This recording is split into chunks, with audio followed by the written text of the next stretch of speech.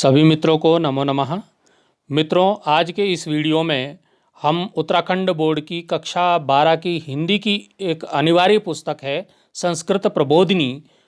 इस पुस्तक से हम चतुर्थ पाठ भारत रत्नम गोविंद बल्लभ पंत का यहाँ पर अध्ययन करने जा रहे हैं। मित्रों, आइए बिना देरी किए हुए पाठ का अध्ययन कर लेते हैं। पहले पाठ का परिचय कर लेते हैं। मित्रों, भारतीय स्वतंत्रता संग्राम में अनेक महापुरुषों ने अपना महत्वपूर्ण योगदान दिया है। इन्हीं में एक महापुरुष हुए हैं पंडित गोविंद बल्लभ पंत। इन्होंने अपने देश के आत्मगौरव और स्वाभिमान की रक्षा के लिए ब्रिटिश शासकों के साथ संघर्ष किया तथा अनेक प्रकार की यातनाएं सहन की। देश के स्वतंत्र होने के बाद इन्होंने महत्वपूर्ण पदों पर कार्य किया। वह एक महान राजनेता के साथ ही कुशल प्रशासक भी थे। उन्होंने जिस भी पद पर कार्य किया वहाँ अपनी एक अमिट छाप छोड़ी थी। ऐसे महापुरुषों का जीवन चरित्र सभी के लिए प्रेरणा का स्रोत है और होना भी चाहिए।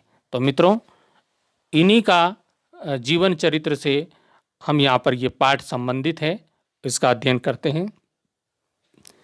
संस्कृत में हिंदी अनुवाद देखेंगे। एका नवयुवकः अधिवक्ता श्वेतवेषः शिरसि टोपिका धृत्वा न्यायालयं प्रविष्टवान्।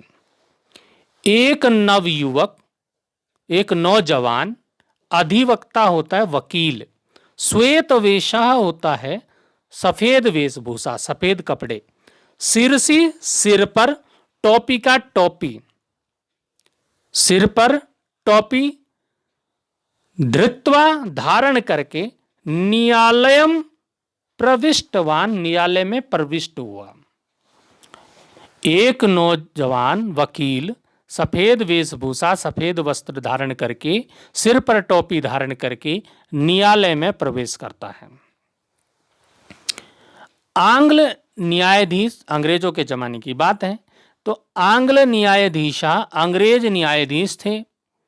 अंग्रेज न्यायाधीश ने एतस्य नवयुवकस्य, इस नवयुवक, इस नौजवान के गौरवमयम भारतीय वेशम दृष्टवा, गौरवमय भारतीय वेश को देखकर, तम आदिष्टवान, उसको आदेश दिया, यत कि टोपिकाम विना न्यायालयम प्रविशतु, टोपी के बिना न्यायालय में प्रवेश करो। टोपी नहीं पहन के आना, टोपी उतार के प्रवेश करो, अन्यथा बहिर्गच्छतु, नहीं तो बाहर जाओ। आप समझ गए होंगे कि क्या कहा। अंग्रेज न्यायाधीश ने इस नौजवान को देश के गौरवमय भारतीय वेश को धारण करके जब देखा तो उसको देखकर उसे आदेश दिया कि टोपी के बिना न्यायालय में प्रवेश करो, अन्यथा बाहर जाओ।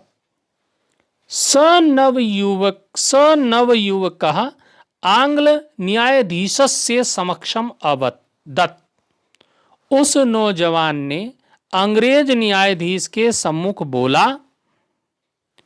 क्या बोला कि अहम न्यायालयम त्यक्तुम शक्नोमि, मैं न्यायालय को त्याग सकता हूं, परम स्वटोपिकाम न निष्कासयिष्यामि, परंतु अपनी टोपी को नहीं निकालूंगा। यतो हि एषा मम आत्मगौरवस्य विषय अस्ति, क्योंकि निश्चय ही यह टोपी मेरे आत्मगौरव का विषय है, मेरे सम्मान का गौरव है, मेरे सम्मान का विषय है। मैं इस टोपी को नहीं उतारूंगा। मैं न्यायालय छोड़ सकता हूं लेकिन टोपी नहीं छोड़ सकता। कौन था ये नवयुवक? एषा नवयुवका भारतस्य गौरव पुरुषः, राष्ट्रभक्ति भावना संपन्नः, भारत रत्न इत्युपाधीनः विभूषितः पंडित गोविंद बल्लभ पंतः आसीत्। यह नवयुवक भारत के गौरव, राष्ट्रभक्ति की भावना से संपन्न भारत का गौरव, यह नौजवान भारत रत्न की उपाधि से सुशोभित, जिसको भारत रत्न की उपाधि मिली थी, ऐसा यह नौजवान कौन था? पंडित बल्लभ पंत था। कौन था? पंडित बल्लभ पंत। अब पंडित बल्लभ पंत के बारे में विस्तार से जानते हैं। पंडित गोविंद बल्लभ पंत का जन्म उत्तराखंड से अल्मोड़ा जनपदे खूंट नाम के ग्राम में। पंडित गोविंद बल्लभ पंत का जो जन्म है वो कहाँ हुआ था? उत्तराखंड में हुआ था मित्रों। उत्तराखंड के अल्मोड़ा जिले के खूंटा नामक गांव में सन 1887 ईस्वी में सप्त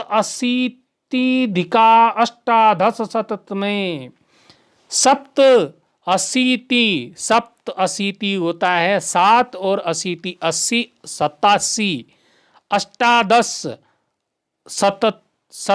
शततमे मतलब 1887 ईस्वी वर्ष में वर्ष अभवत उनका जन्म हुआ था। अस्य पितु नाम, उनके पिताजी का जो नाम था मनोरथ पंत आसीत, मनोरथ पंत था। पंडित गोविंद बल्लभ पंत का जन्म उत्तराखंड के अल्मोड़ा जिले के खूंट नामक गांव में सन 1887 में वर्ष में हुआ था। इनके पिता का नाम श्री मनोहर पंत था। पंडित गोविंद बल्लभ पंतस्य प्रारंभिक की शिक्षा तस्य मातामहस्य, मातामहस्य होता है नाना, माता के पिताजी नाना हुए। तो क्या हुआ? पंडित गोविंद बल्लभ पंत की जो प्रारंभिक शिक्षा है मित्रों वो कहाँ हुई? तस्य मातामहस्य, मातामहस्य उनके नाना का नाम था श्री बद्री दत्त जोशी महोदय गृह स्थिता अभवत, उनके घर पर इनकी प्रारंभिक शिक्षा हुई थी। पंडित गोविंद बल्लभ पंत की प्राथमिक शिक्षा इनके नाना श्री बद्री दत्त जोशी महोदय के घर में रह करके हुई थी। तस्य मातामह कस्यचित् आंग्ल अधिकारिणः प्रमुखः सहायकः आसीत्। इनके जो नाना जी थे वो किसी आंग्ल अधिकारी मतलब होता है अंग्रेज अधिकारी के प्रमुख सहायक आसीत, प्रमुख सहायक थे। इनके नाना जी किसी अंग्रेज अधिकारी के प्रमुख सहायक थे।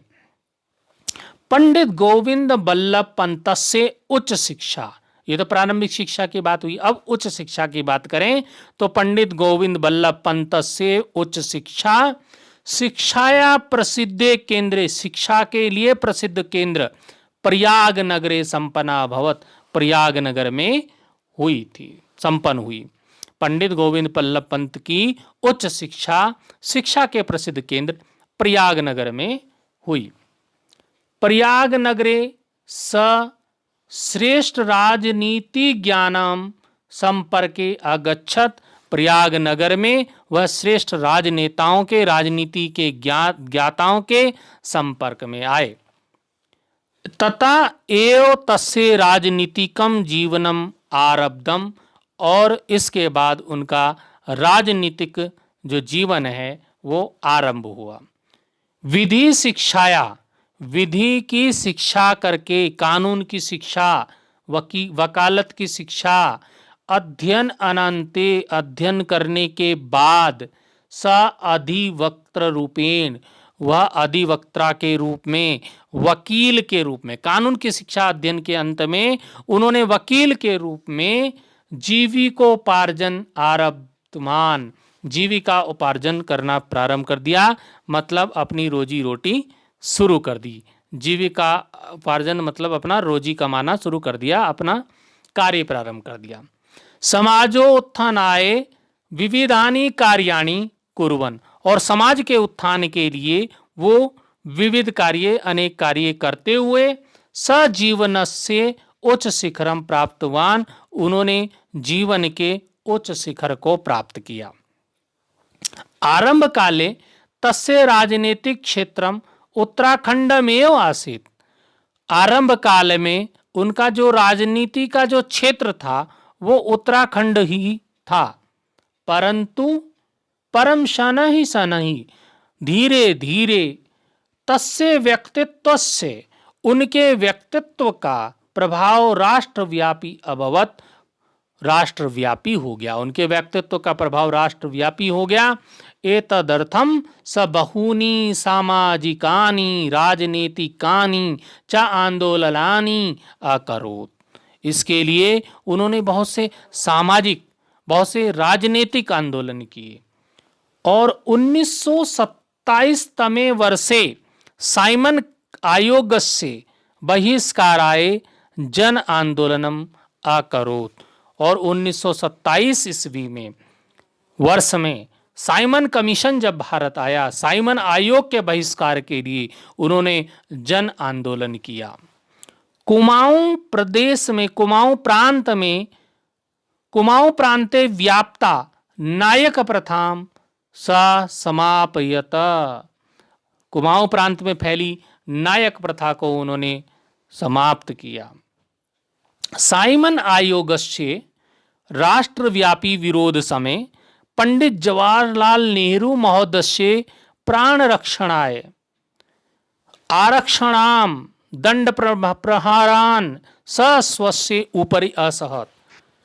साइमन आयोग का जब राष्ट्रव्यापी विरोध हो रहा था, उस संपूर्ण राष्ट्र में फैले विरोध के समय में जब अंग्रेज सैनिकों ने लाठियों का प्रहार किया, डंडों से मारा भारतीय लोगों को, तो उस समय पंडित जवाहरलाल नेहरू महोदय के प्राणों की रक्षा करने के लिए सिपाहियों, सैनिकों की लाठियों के प्रहारों को उन्होंने अपने ऊपर सहन किया और पंडित जवाहरलाल नेहरू को बचाया, जो कि आगे चलकर भारत के प्रथम प्रधानमंत्री बने।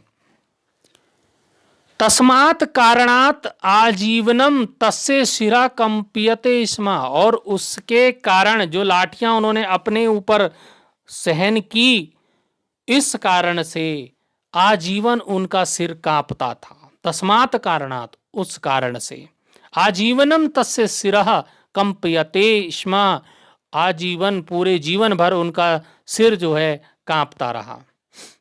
1930 तमे वर्षे, 1930 वर्ष में एषः उत्तराखंडे लवण सत्याग्रह आंदोलनस्य नेतृत्वम अकरोत्। 1930 वर्ष में उन्होंने उत्तराखंड में नमक सत्याग्रह आंदोलन का नेतृत्व किया।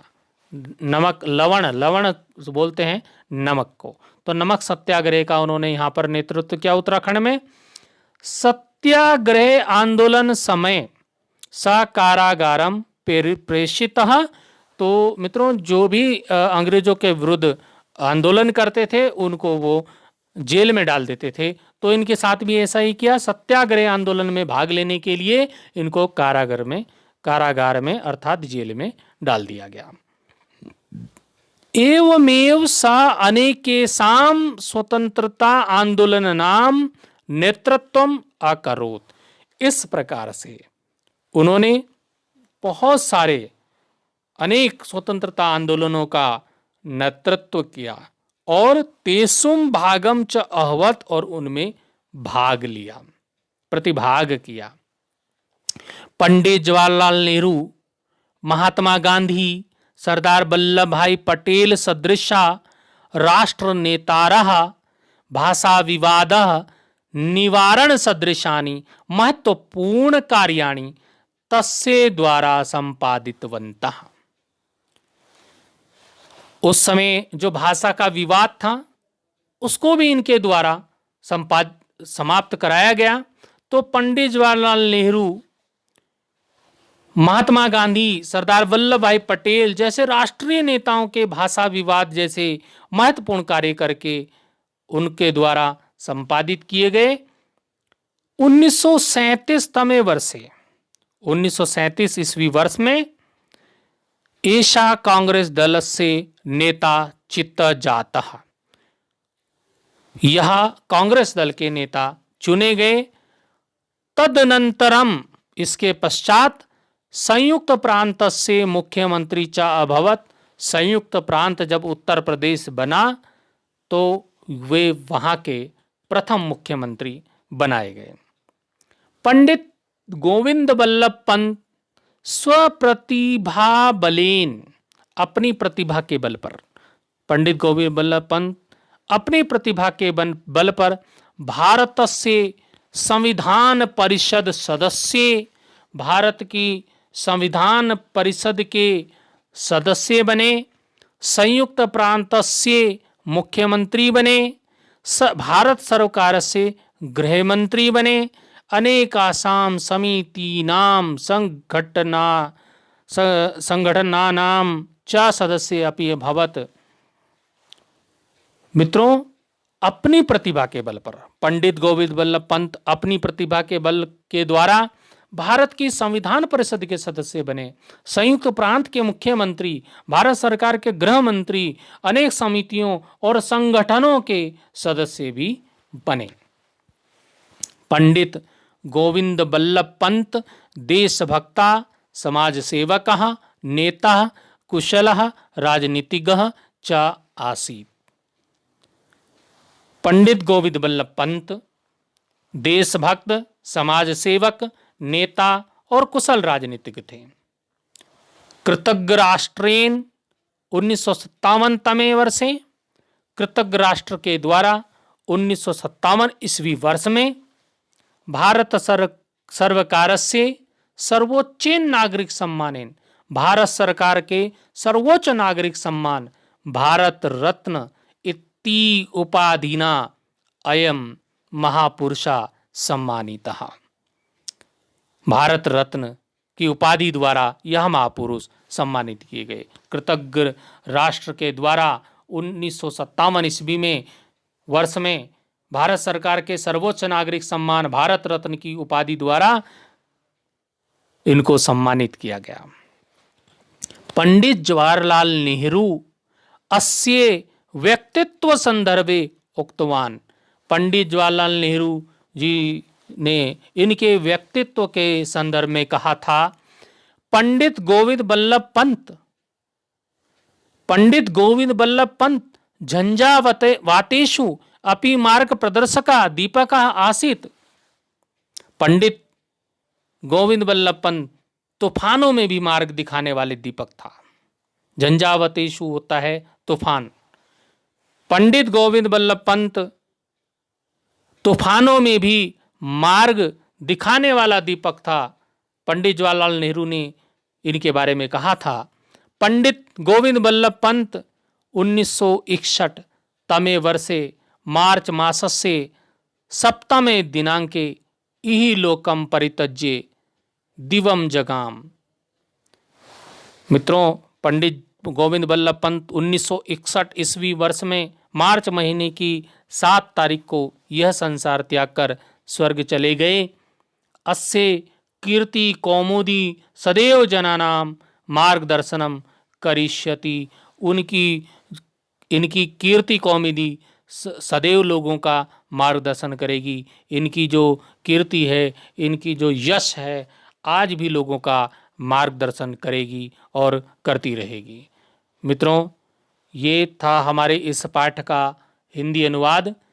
मित्रों, इस वीडियो की मैं यहीं पर समाप्ति कर रहा हूँ। वीडियो काफ़ी लंबा होता जा रहा है, इसलिए इस पाठ के जो प्रश्नोत्तर हैं, अभ्यास प्रश्न हैं, उनका अध्ययन मैं अगले वीडियो में कराऊंगा। तब तक के लिए धन्यवाद।